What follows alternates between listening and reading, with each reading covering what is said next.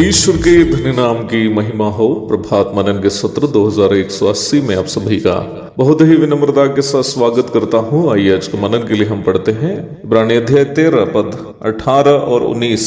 हमारे लिए प्रार्थना करते रहो, क्योंकि हमें भरोसा है कि हमारा विवेक शुद्ध है और हम सब बातों में अच्छी चाल चलना चाहते हैं। प्रार्थना करने के लिए मैं तुम्हें और भी समझाता हूँ कि मैं शीघ्र तुम्हारे पास फिर आ सकूं। अगुवे प्रधान रखवाले प्रभु यीशु मसीह के लिए कलीसिया की अगुवाई करने वाले रखवाले हैं।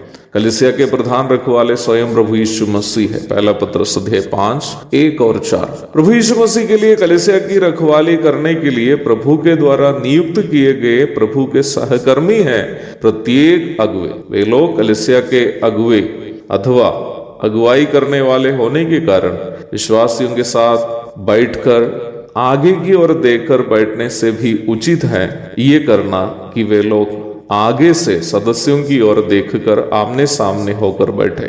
कलीसिया के सभाओं की अगुवाई करने में यही तरीका ज्यादा सुविधाजनक होगा। मैं पुनः ये बात कहना चाहता हूं कि स्थानीय कलीसियाएं प्रजातांत्रिक अथवा डेमोक्रेटिकली चलने की नहीं होनी चाहिए, बल्कि अगुवों की अगुवाई में संचालन किया जाना चाहिए। बाइबल की शिक्षा यही है। मैं इन बातें कलीसिया भवन में बैठने के संबंध में जो गलत प्रथाएं कलीसिया में होती है, जिसकी चर्चा हम कल किए थे, उसी परिप्रेक्ष्य में कुछ बातें और जोड़कर बता रहा था। प्रारंभ में पढ़ी गई पद में लेखक अपने को भी अगुवों की सूची में जोड़कर अगुवों के लिए प्रार्थना की मांग की गई है। यहाँ एक खास प्रश्न भी है, वो यह है कि हम अपने अगुवों के लिए क्या प्रार्थना करें। 19वीं पद में इब्रानी के लेखक संभवतः प्रेरित पौलुस इब्रानी विश्वासियों से कह रहा है कि वे उनके लिए प्रार्थना करें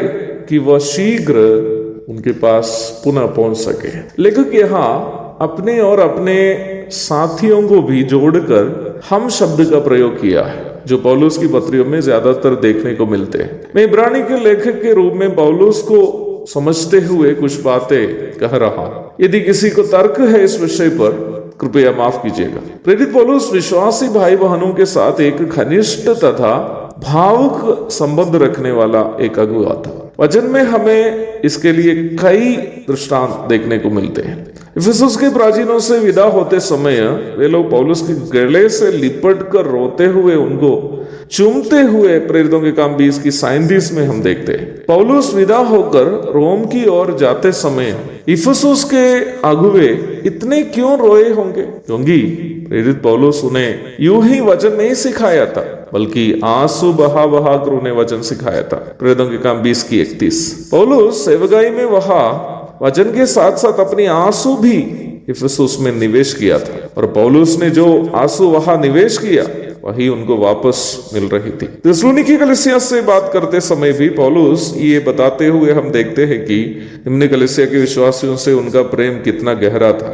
पहला थिस्सलुनीकी 2 की 8 में वो कहता है कि विश्वासियों के लिए प्राण भी सुसमाचार प्रचार की सेवा के दरमियान देने के लिए वो तैयार थे। विश्वासी भाई बहनों के साथ पौलुस के घनिष्ठ संबंध अन्य कई भागों में भी हम देख सकते हैं। कलीसियाओं के प्रति वह प्रतिदिन चिंता करने वाला एक सेवक भी था। 2 कुरिन्थी 11 की 28।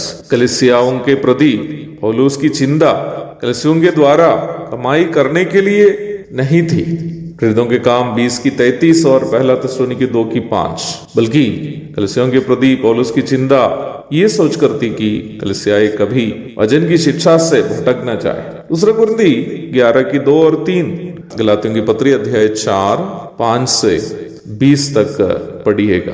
उद्धार प्राप्त विश्वासियों को अपने अगुओं के लिए नियमित रूप में प्रार्थना करने का दायित्व है, ताकि अगुए कलीसिया की चिंता करने वाला हो और वचन में कलीसिया को स्थिर करने के लिए प्रयास करने वाले हो। विश्वासियों के साथ एक गहरा संबंध रखे बिना ये दोनों कार्य अगुवे से होना असंभव की बात है। इसलिए अपने अगुओं के लिए अवश्य हम प्रार्थना करते रहेंगे।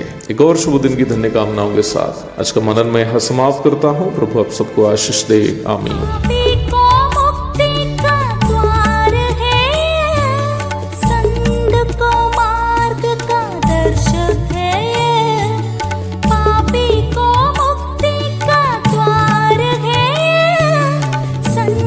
को